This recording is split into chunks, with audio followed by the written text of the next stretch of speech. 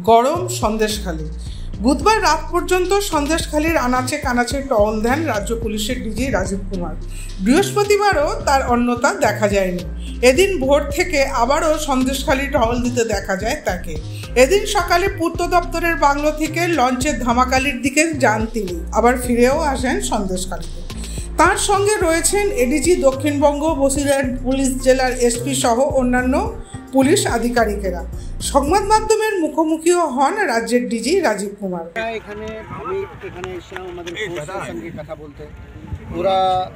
আমরা যে আমাদের দিক থেকে যে করণীয় আছে সেটা ডেফিনেটলি করবো। যদি যে সমস্যাগুলো আছে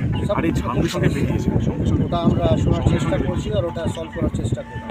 আমি সকলের কাছে এটাই অনুরোধ থাকবে, আমাদের সঙ্গে যেন সহযোগ থাকে।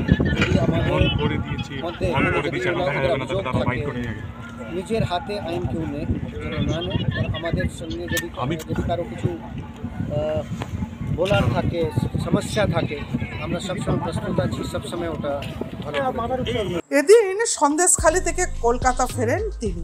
ব্যুরো রিপোর্ট, সূত্রকার সংবাদ।